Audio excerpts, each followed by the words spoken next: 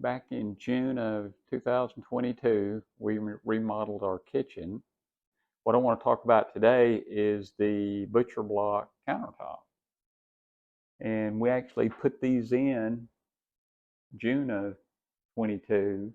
So this is June of 23 now. This is like a 1 year review. This is what we use. This Watco product here. There is a butcher block oil and stain. That's what we colorized it with. That's a hazelnut. And then to finish it out, we put 4 or 5 coats of the oil and finish on there.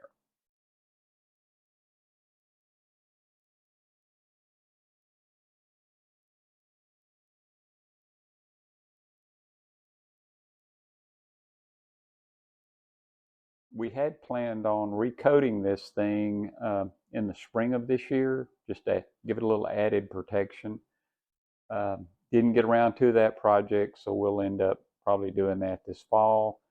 When you put this stuff on, it does have a lot of odor to it, so you want to have plenty of ventilation. The wood we used, and there was something we learned here too on that. We got this at Lowe's. It's a Havia wood.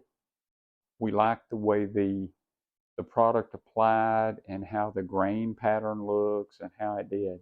Second, I'll show you a utility room where we used some birch butcher block, and we just didn't like the grain pattern and all. So this is what our utility room looks like. This is with birch, and you can see the splotchiness kind of, and it's just not as pretty as the Havia. These slabs are really heavy. Okay, it's a two-person job to move these things. It's recommended that you seal the entire slab within 48 hours after opening it to prevent any warpage. We finished our butcher block in our garage, mainly because it's a larger work area and there's plenty of ventilation. Also, after we had finished the staining and finishing, putting the finishing on there, we let it sit for a couple of days to let all the odors kind of dissipate. As far as the staining process goes, take this stuff, unwrap it, lightly sand it with a very fine grit sandpaper, and then wipe it really clean. We applied using small terry cloth rags. You just dip the rags in the can, rub it off, wipe off the excess. I'm not a person that does wood finishing, but even I was able to have good results. You know, this is a pretty doable kind of project.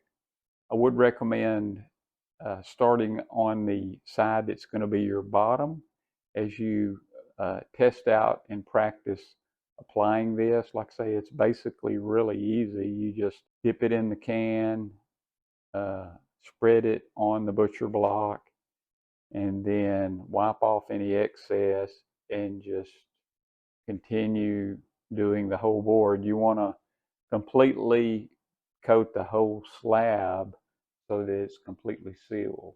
Then as you use your rags, you know, after a while they'll get a little bit gunky, and I would say, you know, change them out, and then use some kind of plastic or latex gloves just to keep your hands clean.